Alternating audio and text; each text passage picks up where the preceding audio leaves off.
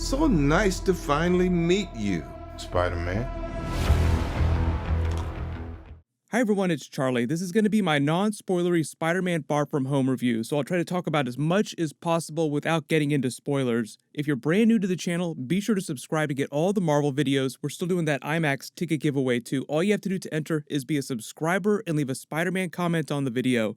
The movie itself was intended to be the bookend for Marvel Phase 3, even though technically it's supposed to be the first Marvel Phase 4 film. Kevin Feige just reiterated that there was so much stuff, so much baggage that Spider-Man himself in the MCU had to deal with, that this movie has the unenviable task of following the biggest Marvel movie that you've ever seen, Avengers Endgame. But a really helpful comparison to make would be Spider-Man 2 from Tobey Maguire era and the Amazing Spider-Man 2. So even though it's a Spider-Man sequel and it's expected to up the stakes in a big way, it does sidestep a lot of the classic landmines that the franchise has had in the last two iterations. Usually what that means is they do way too much, way too fast. So with that in mind, they did a really good job of balancing the friendly neighborhood Spider-Man, the very grounded way that they told Far From Home, like I'm just trying to deal with small-time problems, not really big Avengers level stuff. He just got back from his big Avengers field trip, watching his hero die right in front of him. I am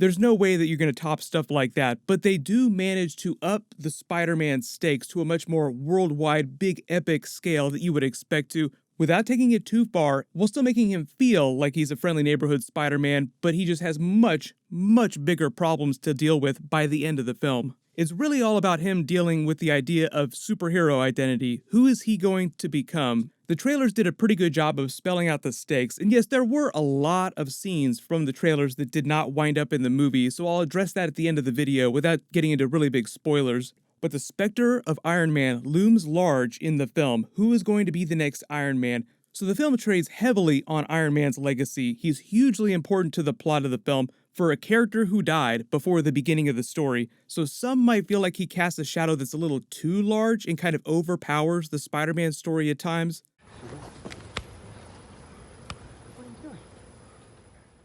But they do a good job of showing you the PTSD that Spider-Man is trying to deal with through Avengers Infinity War, Avengers Endgame, and just trying to figure out what he's going to be doing next with his life. Because even though he was a sophomore during Spider-Man Homecoming and the snap happened, 5 years have gone by, they didn't age, so they all have to go to school in the next year. It's not like they're going to skip a whole bunch of years of school. They do address all your timeline questions for all these kids on this big class field trip within the first 5-10 minutes of the film. It's a pretty easy explainer. But while you and Spider-Man might still be completely traumatized by the end of Avengers Endgame, and even though Spider-Man films in general are about making Spider-Man suffer as much as possible, the film doesn't get too depressing with it, and even though you've seen Tom Holland crying his eyes out through the trailers, he doesn't take it to Tobey Maguire levels of bummed out Spider-Man. There's a real fine line you walk with stuff like that, and I think that Tom Holland has benefited from just being around some of these really high caliber actors like Robert Downey Jr., who's been kind of a mentor and surrogate father figure to him in real life ever since Captain America Civil War.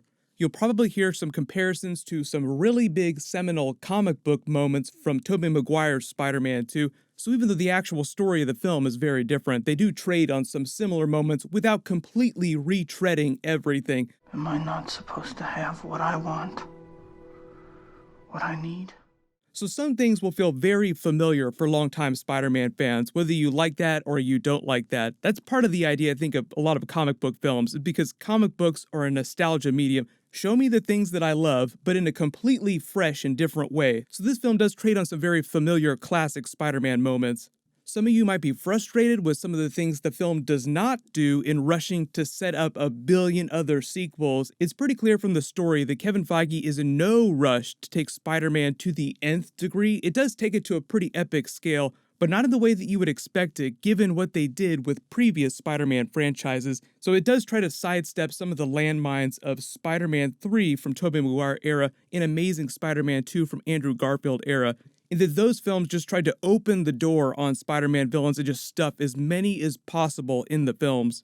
So couch your expectations in terms of where the franchise is going. I know there have been a lot of rumors. I'll mention that at the end of the video. There's always a lot of rumors about where the franchise is headed in the future and Sony's plans for the next 10 years. They do have really big plans for the Spider-Man character, but Sony controls about 900 characters because they own the rights to Spider-Man. So even though Spider-Man Far From Home is sort of the last film before Marvel Phase 4 and it has to wrap all of these things up, it does do a good job of being a very self-contained story, so it won't completely ruin your enjoyment if you haven't seen every other Marvel film. But if you are a longtime hardcore comic book fan, they do trade on a lot of very classic Mysterio from his very first appearance in the Amazing Spider-Man comics. So as a character, I never thought that Mysterio would have worked in a film. Like, he just seems really silly with the fishbowl helmet, but they totally made it work, and I think a lot of that credit goes to Jake Gyllenhaal and his performance.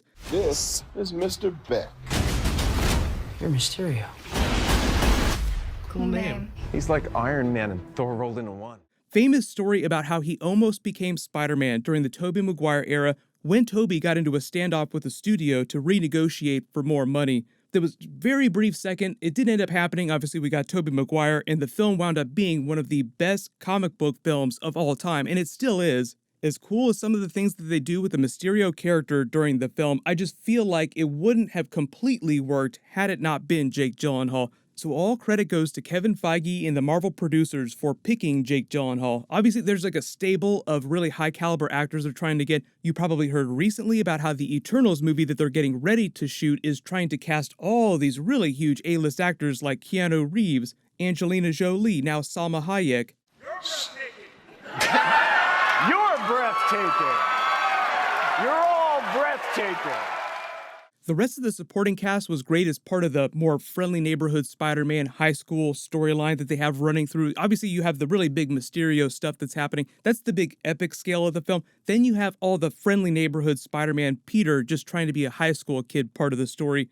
Even though the film takes a little while to get going, the supporting cast was great. Nick Fury, it should go without saying, Samuel L. Jackson is fantastic. There are some really complicated things that are going on with his character during the film, so be sure to pay attention to what he's doing and to what Mysterio is doing. It will definitely reward you when you go see the film a second time, just because even though both the characters have very different storylines, they have this really weird layered approach to their characters in this film that are different from previous films, in the case of Samuel L. Jackson. We've never seen Mysterio before, but if you've ever watched Jake Gyllenhaal and some of his other more recent films, he's known for playing really complex characters, so you would not be wrong if you thought that there was something weird about the way some of his lines are delivered in the trailers. So yes, there are a lot of misleading things during the trailers. There was a really big montage that was supposed to happen at the beginning of the film that they just completely cut out. So there's a giant chunk of the trailers that you won't see until the Blu-ray comes out. They did say they completely shot it, they just cut it out at the last minute. They'll put it on the Blu-ray as part of the deleted scenes. If you're not a big Spider-Man or Tom Holland fan, or if you hated the franchise before this movie isn't going to completely blow you away, but it is better than Spider-Man Homecoming, and the franchise is getting a lot closer to a really solid third film. We never really got the chance with Andrew Garfield's Amazing Spider-Man franchise, but because Sony has been talking about live-action Spider-Verse at some point in the next 10 years, it's always possible they could address some of those hanging plot threads from those different franchises, including Tobey Maguire's Spider-Man franchise, just depending on how things go in the next 5 to 7 years. Tom, can you tell us about the Spider-Verse? Honestly, mate, I'm sick of this Spider-Verse stuff, right? I'm the only Spider-Man. It's me. Only one. There ever is and ever will. Greg! Sorry.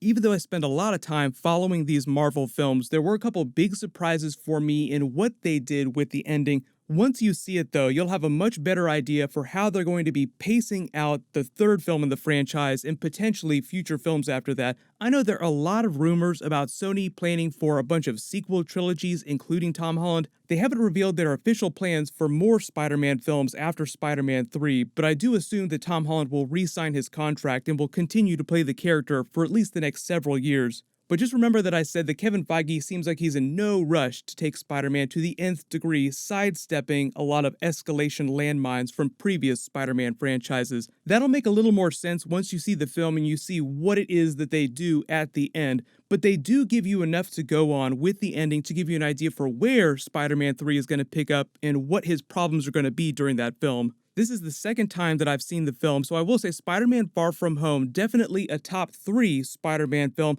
but I wouldn't say that it's better than Spider-Man Into the Spider-Verse or Tobey Maguire Spider-Man 2, which still stands as my favorite Spider-Man film of all time, still one of my favorite comic book films of all time, but it's still one of the best Spider-Man films so far. So it still manages to be great despite some of the minor issues that I have with it and the idea that it has to follow Avengers Endgame. No film ever wants to follow something like Avengers Endgame, but somehow Spider-Man Far From Home manages to pull it off. Zendaya did a pretty good job with the MJ character, but your mileage will vary on the teenage romance subplot. They do trade heavily on that because they're trying to develop the classic MJ Spider-Man romance, but in a very different way than you've seen it in previous films. There's a lot of really technical questions you'll probably have about specific things, Spider-Man making certain Spider-Man gadgets that I'll address when we get to my spoiler review. That'll post after the film comes out in the United States next week. I'll do a post-credit scene video. There are 2 post-credit scenes. There's a mid-credits and an actual post-credits. They're very important, so make sure you stay after the credits. Longtime Spider-Man fans will love them. Some of you will just be really excited by them, but they are very, very important for the future of the franchise and the future of the MCU.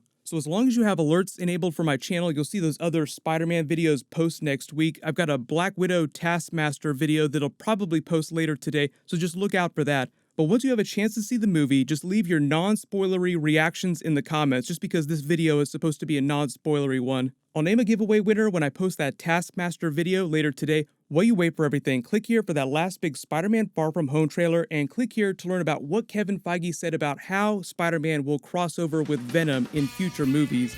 Thank you so much for watching. Everybody stay awesome. I'll see you guys tonight.